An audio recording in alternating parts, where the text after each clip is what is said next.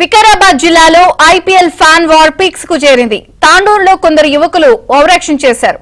అరగుండు మెడలో చెప్పుల దండ వేసుకుని షర్ట్ విప్పుకుని హల్చల్ చేశారు. ఐపీఎల్ ఫైనల్ మ్యాచ్ లో పంజాబ్ పై ఆర్సీబీ గెలవడంతో వీడియోలు తీసి సోషల్ మీడియాలో షేర్ చేశారు. ఈరోజు పంజాబ్ ఆర్సీబీ మ్యాచ్ ఉన్నది. 100% పంజాబ్ గెలుస్తుంది. ఆర్సీబీ గెలిచిందంటే సగం గుండు గీయించుకొని ఈ రోజు అయితే చాలా సంతోషంగా ఉన్నా. ఆర్సీబీ అయితే గెలిచింది. మనం అయితే ఛాలెంజ్ కంప్లీట్ చేద్దాం. నిన్న పంజాబ్ ముంబై ఉన్న వికారాబాద్ జిల్లాలో ఐపీఎల్ ఫ్యాన్ వార్ పీక్స్ కు చేరింది. తాండూరులో కొందరు యువకులు ఓవరాక్షన్ చేశారు.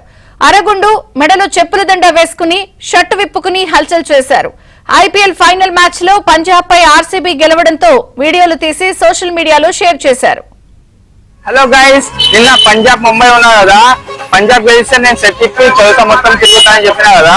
చలో రైట్. మనం జిల్లాలో ఐపీఎల్ ఫ్యాన్స్ వార్ పీక్ కు చేరింది. అరగుండు మెడలో చెప్పుల దండతో హల్చల్ చేస్తున్న పరిస్థితి వచ్చింది. వివరాలను ప్రవీణ్ అందిస్తారు. ప్రవీణ్,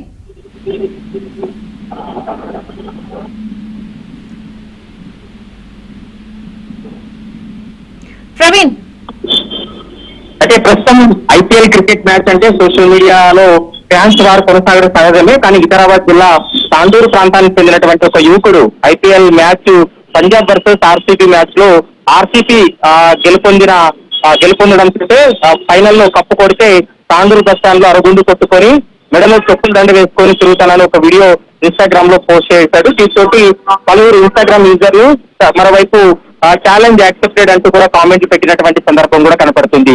దీంతో అంటే ఇప్పటికే రెండు వర్గాల మధ్య కూడా కొంత గొడవ తలెత్తినటువంటి పరిస్థితి కూడా కనపడుతుంది. సోషల్ మీడియా వేదికగా ఒకరిపై ఒకరు ఆరోపణలు చేస్తున్నటువంటి పరిస్థితి కూడా కనపడుతుంది. మరోవైపు ప్రస్తుతం ఇవన్నీ కూడా సోషల్ మీడియాలో వైరల్ గా మారాయి. చివరికి ఛాలెంజ్ యాక్సెప్టెడ్ అంటూ ఆ యువకుడు తాండూరు బస్ స్టాండ్ లో అరగుండుతో మెడలో చెప్పులు వేసుకొని వీడియోని ఇన్స్టాగ్రామ్ లో పోస్ట్ చేశాడు. ఇది ప్రస్తుతం సోషల్ మీడియాలో వైరల్ గా మారినటువంటి నేపథ్యంలో ఇప్పుడు సోషల్ మీడియా వేదిక చర్చ జరుగుతున్నటువంటి పరిస్థితి కనపడుతుంది.